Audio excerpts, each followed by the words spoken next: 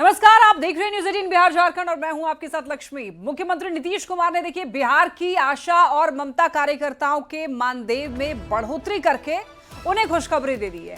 अब देखिए सीएम नीतीश कुमार ने आशा और ममता कार्यकर्ताओं की प्रोत्साहन राशि बढ़ा दी है, इसमें वृद्धि कर दी है और आशा को 1000 की जगह 3000 और ममता की प्रति प्रसव 600 मिलेंगे। अब ये जो घोषणा है मुख्यमंत्री ने अपने एक्स पर पोस्ट करके दी है।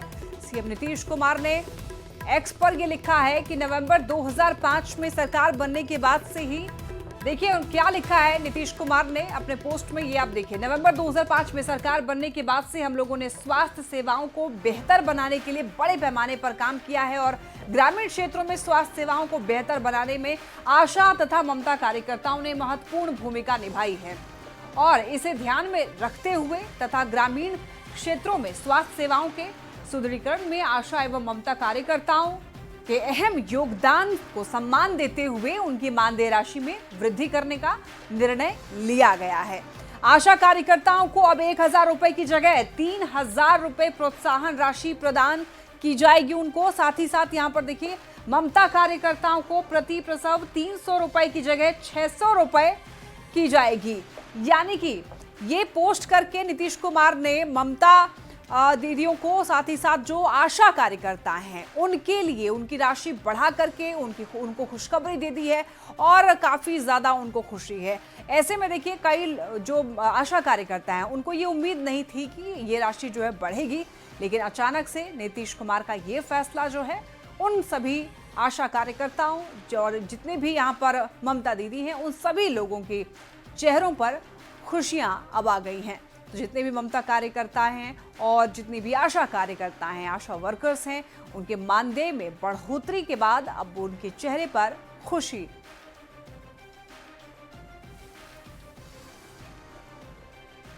देखिए हम सेक्युलर के राष्ट्रीय अध्यक्ष और बिहार सरकार में मंत्री संतोष कुमार सुमन ने आशा और ममता कार्यकर्ताओं के मानदेय में बढ़ोतरी पर सीएम नीतीश कुमार को धन्यवाद दिया है। संतोष सुमन ने यह कहा है कि ये मुख्यमंत्री का कमिटमेंट जो है गरीबों के प्रति दिखता है। तो मुख्यमंत्री नीतीश कुमार ने जिस तरीके से यहाँ पर सौगात दी है इनको और कह सकते हैं कि बहुत बड़ी राहत भी है उनको, उनकी राशि में जब बढ़ोतरी हुई है तो सभी जो आशा कार्यकर्ता हैं, जो ममता कार्यकर्ता हैं, उनमें काफ़ी ज़्यादा खुशी है। हमारी जो सरकार है कल्याणकारी सरकार है, खास करके माननीय मुख्यमंत्री जी हमेशा गरीबों पिछड़ों के लिए सोचते हैं, उनके लिए काम करते हैं। आज का जो ट्वीट है और जो घोषणाएं हुई है बाकी में एक अविश्वसनीय है, भूतपूर्व है और हम समझते हैं उन लोगों के लिए है जो समाज के सबसे पिछड़ा तबका है, सबसे निचला तबका जिसको कहते हैं, जो समाज में गरीब तबका है, उनको आगे बढ़ाने के लिए एक प्रोत्साहन के रूप में जो उनके 1000 से 3000 किया गया है। बाकी में बहुत ही एक बढ़िया डिसीजन है। मैं आपके माध्यम से माननीय मुख्यमंत्री जी को धन्यवाद देता हूँ। देखिए सुपौल से जेडीयू सांसद और लोकसभा में संसदीय दल के नेता दिलीश्वर कामित ने आशा और ममता कार्यकर्ताओं की मानदेय राशि बढ़ाने पर यह कहा है कि सभी लोग इससे काफी खुश हैं और जनता ने ये निर्णय कर लिया है कि 2025 में 225। नीतीश कुमार के प्रति आभार व्यक्त करते हुए उन्होंने कहा कि महिला सशक्तिकरण की दिशा में ये एक बड़ा कदम है। महिला सशक्तिकरण के लिए काफ़ी जोर दिए हुए हैं शुरू से लेके अभी तक। और ममता दीदी का, आशा बहनों का, उनका पहले 1000 मानदेय था, उसका मानदेय को 3000 बढ़ा करके 92,000 आशा बहनों को उन्होंने यह लाभ देने का काम किया है। उसी तरह ममता दीदी का प्रत्येक प्रसव के लिए 300 रुपया था, उसको उन्होंने 600 रुपया करने का, प्रति प्रसव करने का काम किया है। इससे स्वास्थ्य विभाग में उन लोगों को काफ़ी लाभ होगा और महिला इससे काफ़ी खुश हैं। चुनावी साल में नीतीश सरकार महिलाओं को बड़ा तोहफा देना लगातार जारी रखे हुए है। आशा कार्यकर्ताओं और ममता कार्यकर्ताओं के मानदेय में भी बढ़ोतरी करके एक बड़ा तोहफा दिया है। अब देखिए इस फैसले से एनडीए के महिला नेताओं ने खुशी जाहिर की है, वहीं आरजेडी ने इस बहाने चुटकी ली है। सरकार ने आशा कार्यकर्ता का मानदेय 1000 से बढ़ाकर 3000 और ममता कार्यकर्ता का मानदेय 300 से बढ़ाकर 600 करने का निर्णय लिया है। और ये हमारी सरकार के लिए और बिहार की महिलाओं के लिए ये बहुत आश्चर्यजनक बात नहीं है। ये आश्चर्यजनक बात उन लोगों के लिए है जिनकी सरकार में महिलाओं की कोई इज्जत और प्रतिष्ठा नहीं होती थी। हमारी सरकार ने सत्ता संभालते ही आधी आबादी का ख्याल सबसे पहले किया। मुख्यमंत्री श्री नीतीश कुमार जी के द्वारा आशा एवं ममता कार्यकर्ताओं का जो मानदेय बढ़ाया गया है वह निश्चित रूप से ग्रामीण स्वास्थ्य सेवाओं को और अधिक मजबूत करने की दिशा में एक बहुत बड़ा ऐतिहासिक कदम है। यह निर्णय न सिर्फ हमारी ममता और कार्यकर्ता बहनों के मनोबल को बढ़ाएगा बल्कि ग्रामीण स्वास्थ्य सेवाओं को और भी मजबूती मिलेगी और यह एक ऐतिहासिक फैसला है। माननीय मुख्यमंत्री नीतीश कुमार जी का सुशासन एवं समावेशी विकास हमेशा से देश के लिए एक नजीर है, एक उदाहरण बनता है। हमारे माननीय मुख्यमंत्री जी अचेत अवस्था में है, ये इनकी बातों से फिर से सिद्ध हो गया। अचेत अवस्था के मुख्यमंत्री जी ये भूल रहे हैं कि कोरोना के समय में उनके चीफ सेक्रेटरी, उनके मंत्री, उनके विधायक को हॉस्पिटल में बेड नहीं मिला, तड़प के मर गए। हाल फिलहाल में रेप पीड़िता को बेड नहीं मिला, वो मर गई। कौन सी व्यवस्था? आशा ममता को चंद 100 रुपए बढ़ा देने से ये कोई व्यवस्था नहीं। और ये भी आप तेजस्वी प्रसाद यादव जी के डर से, चुनाव के डर से किए हैं। हमें विश्वास है तेजस्वी प्रसाद यादव जी की घोषणाओं पे। आशा वर्कर और ममता दीदी के मानदेय बढ़ाने पर देखिए डिप्टी सीएम विजय सिन्हा ने सीएम नीतीश कुमार को धन्यवाद दिया है। सेहत और लोगों को स्वस्थ रखने की जो सबसे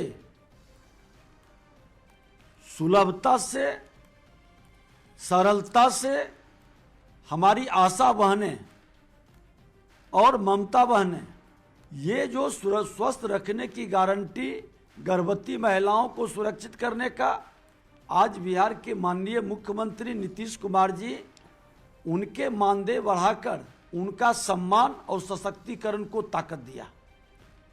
परसों सुजगढ़ा के अंदर सारे आशा दीदी हम लोगों से बात करी तो हमने कहा किससे आपको उम्मीद है, तो आप लोगों से हम कहा कि आपकी जो अपेक्षा है वह पूरा होगा। एनडीए सरकार हर क्षेत्र में हर लोगों का सम्मान और उसको पुरस्कार, उसका मानदेय का ध्यान भी रखते हैं।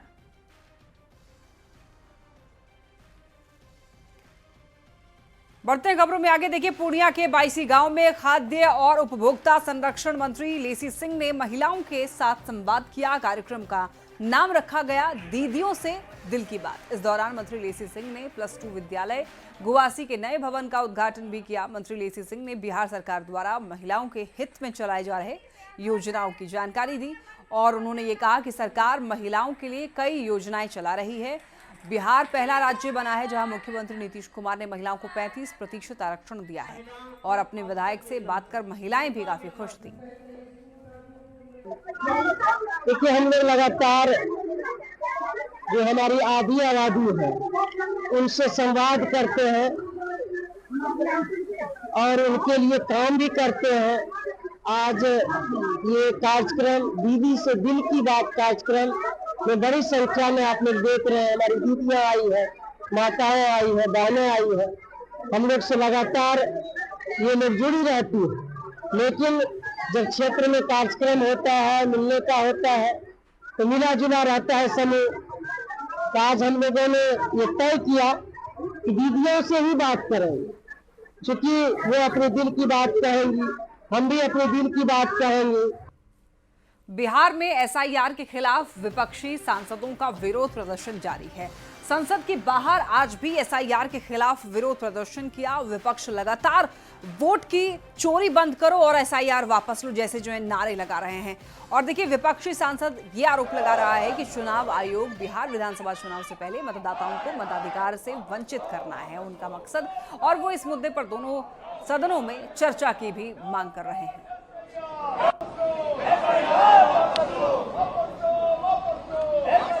देखिए जेडीयू सांसद संजय झा ने एसआईआर के मुद्दे पर यह कहा है कि बिहार में घर घर जाकर सर्वे किया जा रहा है। ये पहले 2003 में भी किया गया था और ये पहली बार नहीं हुआ है। वोटर लिस्ट को रिवाइज कराना और चुनाव कराना चुनाव आयोग का काम है। विपक्ष ये जानता है कि बिहार में चुनावों का क्या नतीजा होने वाला है। बिहार में डोर टू डोर सर्वे करके जो स्पेशल इंटेंसिव रिवीजन है वो किया गया है। ये रिवीजन पहले भी 2003 में किया गया था, ये पहली बार नहीं हुआ है।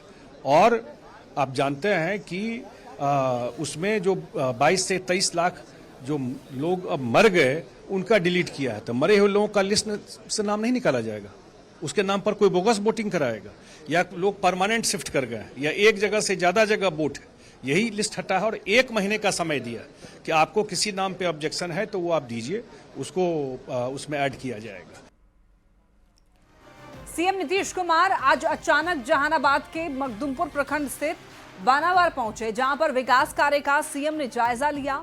और इस दौरान देखिए सीएम के साथ आईएएस दीपक कुमार भी मौजूद रहे।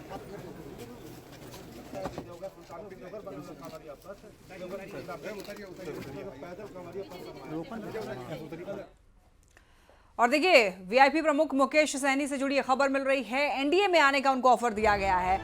हम के अध्यक्ष संतोष सुमन ने उनको ऑफर दिया है। सहनी का मन वहां से भर गया है, ऐसा संतोष सुमन का कहना है। उनके लिए एनडीए ही सही है। संतोष सुमन मुकेश सहनी को लेकर ये कह रहे हैं कि उनका मन भर चुका है वहां से और उनके लिए एनडीए ही सही है। अगर सहनी आना चाहें तो उनका स्वागत है।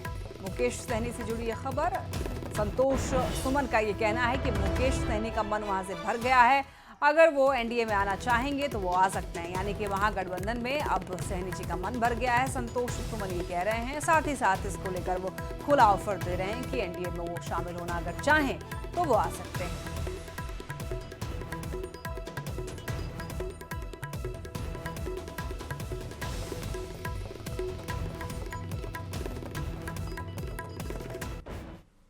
देंगे तो फिर वो लड़ेंगे कितने सीटों पर, तो ये होने वाला नहीं है। तो जब ये होने वाला नहीं है और अब मुकेश सहनी जी ऑन रिकॉर्ड पब्लिक डोमेन में बोल रहे हैं, तो इसका मतलब है कि कुछ और मामला है, उनका मन वहाँ से भर गया है। तो हम तो पहले भी बोल रहे हैं, आज भी बोलते हैं कि एनडीए ही उनके लिए काम कर सकती है, उनके समाज के आगे बढ़ा सकती है, उनके भलाई के लिए काम कर सकती है। जिस तरह से ममता आशा का हुआ है, तो वो समाज को भी आगे बढ़ना है तो एनडीए के साथ आना ही होगा, एनडीए की विचारधारा में आना ही होगा। वो समाज भी एनडीए की विचारधारा में है, तो मुझे खुशी होगी अगर वो एनडीए के साथी बनते हैं और बिहार के विकास में साथ चलते हैं। संतोष सुमन से ऑफर मिलने के बाद अब देखिए वीआईपी की भी प्रतिक्रिया सामने आई है। वीआईपी के प्रवक्ता देवज्योति ने एनडीए पर जोरदार निशाना साधा है और 2025 के चुनाव में इंडिया गठबंधन की सरकार बनने का दावा किया है।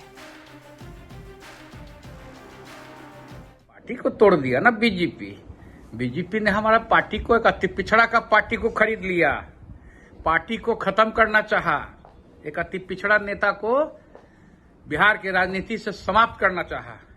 तो सब मुंगेरी लाल के हसीन सपने हैं। बिहार में तेजस्वी सहनी इंडिया गठबंधन के सरकार बनना तय है, जनता का आशीर्वाद है। बिहार के डिप्टी सीएम विजय सिन्हा का मुकेश सहनी को लेकर बड़ा बयान। ये उच्च स्तर पर हमारे नेतृत्व का निर्णय होता है। हमारे प्रधानमंत्री के सबका साथ सबके विकास के मंत्र के साथ जो ग्रहण करेगा, जो विकसित बिहार बनाने में पूरी तरह समर्पण के साथ रहेगा, हमारा मंत्र जो भी ग्रहण करता है उसे हम स्वीकार करते हैं।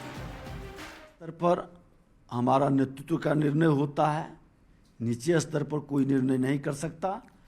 और जो हमारे देश के माननीय प्रधानमंत्री जी का महामंत्र है, सबका साथ सबका विकास, सबका विश्वास, सबका प्रयास, जो ग्रहण करेगा, विकसित बिहार बनाने में, विकसित भारत बनाने में जो पूरी तरह से समर्पण के भाव से काम करेगा, निश्चित तौर पर हमारा नेतृत्व उसका सम्मान करेगा। और अब आपको दरभंगा से एक ऐसी खबर बताने वाले हैं जिसको सुनकर आप भी कहेंगे सवालों के घेरे में है कानून व्यवस्था। देखिए दरअसल यहां पर दिन दहाड़े एक युवती का अपहरण कर लिया जाता है। आपको ये बता दें, हिजबुल रहमान उसका नाम है जिसने अपहरण किया है। अपहरण का सीसीटीवी फुटेज भी सामने आया है। बाइक से जबरन उठा करके ले जाते हुए दिखाई दिया है उसमें। अलीनगर हाटगाछी की ये घटना है। देखिए ये तस्वीर आप देख सकते हैं, एक्सक्लूसिव तस्वीरें आपको दिखा रहे हैं। दरभंगा का ये मामला है जहां पर इस लड़की जो युवती है उसका नाम जो है बताया जा रहा है लक्ष्मी है। वो पहले देखिए पीछा करता है बाइक से, और जब वो युवती भागती है तो जबरदस्ती उसका हाथ पकड़ता है, जबरदस्ती बाइक पर बिठाता है और वहां से फरार हो जाता है। तो बाइक से जबरन उठाकर ले जाते हुए सीसीटीवी फुटेज में साफ साफ दिखाई दिया है ये व्यक्ति, और ये दूसरे समुदाय का है। इसका नाम जो है बताया जा रहा है हिजबुल रहमान उर्फ आरजू, जिस पर यह आरोप है। अपहरण का सीसीटीवी फुटेज सामने आ चुका है। अब ये मामला बताया जा रहा है कि पुलिस के संज्ञान में है। अब सीसीटीवी के माध्यम से इस मामले में कार्रवाई जो है वो तेज कर दी गई है। और फिलहाल आपको ये भी बता दें कि परिवार वालों का रो रो कर बुरा हाल है। परिवार वाले पुलिस प्रशासन से गुहार लगा रहे हैं कि उनकी बच्ची को वापस सही सलामत उनके घर तक पहुंचाया जाए। पुलिस प्रशासन से मदद की गुहार लगा रहे हैं। बाइक से जबरन उठाकर ले जाते हुए ये तस्वीर जो है कई सारे सवाल खड़े करता है कानून व्यवस्था पर और साथ ही साथ पुलिस के इकबाल पर भी। क्या अपराधियों में पुलिस का इकबाल खत्म हो चुका है? जिस तरीके से इस व्यक्ति ने दुस्साहस किया है दिन दहाड़े युवती को उठाकर ले जाने का, उसके बाद सवाल तमाम उठ रहे हैं सरकार पर, पुलिस प्रशासन पर। अलीनगर हाटगाछी की यह घटना, परिवार वालों का रो रो कर बुरा हाल है। मां परेशान है, पिता परेशान हैं और अब पुलिस प्रशासन से ही मदद की लगातार गुहार लगा रहे हैं कि उनकी बच्ची सही सलामत उनके घर पहुंचे। बेशक जांच नहीं, इसका तुरंत कार्रवाई कीजिए। जांच नहीं, इसका तुरंत कार्रवाई। हम पर बहुत आभारी हो कांड लहर रहा है, या हमको बेटी को मार देगा, या हमको मार देगा, या किसको मार देगा, या किसको लेकर चला गया, उसका कोई ठिकाना नहीं है। तो हम लक्ष्मी दोनों बेटी थाना में पिटीशन दिए, उसका कोई सुनवाई नहीं हुआ।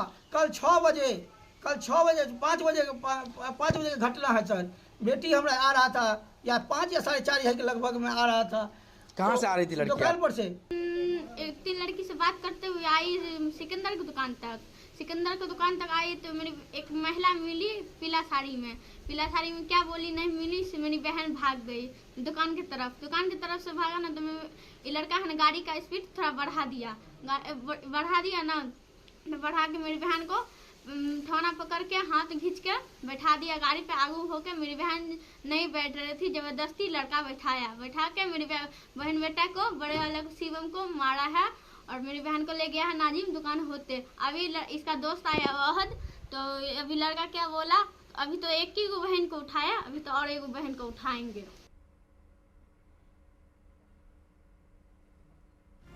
दरभंगा में लड़की के अपहरण के मुद्दे पर देखिए डिप्टी सीएम विजय सिन्हा ने आरजेडी पर हमला बोला है। कहा है कि आरजेडी वाले लोग अराजकता उत्पन्न करना चाहते हैं। चुनाव आते आते इनकी एक्टिविटी बढ़ गई है। अति पिछड़ा की बेटी को उठा लिया, इन लोगों को बख्शा नहीं जाएगा। इन्हें अब हाफ नहीं साफ किया जाएगा। ये लोग यमलोक के अधिकारी हैं और इस लोक में रहने लायक नहीं है। ये आरजेडी के लोगों के पाप का फल है। दुखद दुर्भाग्यपूर्ण है ये लोगों की मानसिकता, जो राजद वाले लोग अराजकता उत्पन्न करना चाहते हैं। जैसे जैसे चुनाव निकट आ रहा है इनकी एक्टिविटी बढ़ रही है। आज एक अति पिछड़ा की बेटी को यह रहमान, जो राजद का लोग कह रहा है कि कार्यकर्ता है, उठा लिया। अपहरण का एक नया वातावरण शुरू किया है। इन लोगों को बख्शा नहीं जाएगा। अब हाफ नहीं साफ किया जाएगा। ये लोग जमलोक के अधिकारी है, इस लोक में रहने के लायक नहीं। ये जंगल राज के पाठशाला में पढ़ने वाला मानसिकता का लोग अराजकता उत्पन्न कर रहा है, बिहार को बदनाम कर रहा है, सुशासन पर चोट कर रहा है। और कुछ भ्रष्ट पदाधिकारी निकम्बे अगर जो इन लोगों पर वार नहीं करेंगे तो हम लोग माननीय मुख्यमंत्री जी से बात भी करेंगे। कोई भी कीमत पर बर्दाश्त नहीं किया जाएगा अराजकता को। देखिए ये सीसीटीवी फुटेज है। इस सीसीटीवी फुटेज को जब आप देखेंगे तो आपको पूरा मामला आखिर क्या है वो आपको समझ आ जाएगा।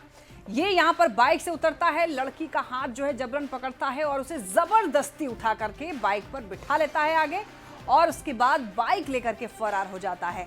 इससे जस्ट पहले जो है लड़की भागती है। यहाँ पर इसने अपनी गाड़ी की रफ्तार तेज की, उससे पहले लड़की जो है वो भागती है और लड़की के साथ एक बच्चा भी है। बच्चा वहीं का वहीं खड़ा रह जाता है। उसके बाद ये जो बात है घर तक पता चलती है कि उसे किसी ने उठा, देखो ये देखिए आप, इसमें आप देखेंगे तो लड़की पहले यहाँ पर भागती है, शायद ये पीछा कर रहा होता है लड़का, और उसके बाद हाथ पकड़ता है, जबरदस्ती उसे उठाता है, बाइक पर बिठाता है और वहां से चला जाता है। इस तस्वीर को देखकर आप क्या कहेंगे कि आज के समय में भी ऐसी घटनाएं हो रही हैं, और इसी वजह से सवाल पुलिस प्रशासन पर, और सवाल ये भी कि क्या इकबाल पुलिस का खत्म हो चुका है इन अपराधियों के मन से। चलिए बढ़ते खबरों में आगे। अब देखिए पटना से बड़ी खबर, सवारी बस और 2 ट्रक के बीच में टक्कर की खबर है। एक महिला सहित 3 यात्री घायलों को एम्स में भर्ती करा दिया गया है। पाली से पटना आ रही थी दरअसल सवारी बस, और बस में देखिए 20 से 25 यात्री सवार होने की खबर है। सभी यात्रियों का रेस्क्यू किया गया है। घटना के बाद ड्राइवर जो है मौके से फरार बताया जा रहा है। पुलिस पूरे मामले की अब जांच पड़ताल में जुट गई है। 3 यात्री घायल है, एक महिला सहित 3 यात्री घायलों को एम्स में हालांकि भर्ती करा दिया गया है। तस्वीरें आप ये देख सकते हैं यहाँ पर। अब देखिए बस की हालत क्या हो रखी है, ये अंदर की तस्वीर। अब यहाँ पर सभी यात्रियों का रेस्क्यू कर लिया गया है, लेकिन 3 यात्री जो हैं वो घायल बताए जा रहे हैं। सवारी बस और 2 ट्रक की भीषण टक्कर, और इसमें एक महिला सहित 3 यात्री घायल। में टक्कर होने की वजह से 3 व्यक्ति टोटल घायल हुए हैं, और उसके जो चालक हैं वो फरार हैं। वो जो एक महिला थी जो ज़्यादा सीरियस थी, उनको एम्स इलाज के लिए हाईवे गश्ती के द्वारा भेजा गया। और इसी के साथ इस बुलेटिन में इतना ही। खबरें लगातार जारी है, आप देख रहिए न्यूज़ 18 बिहार झारखंड।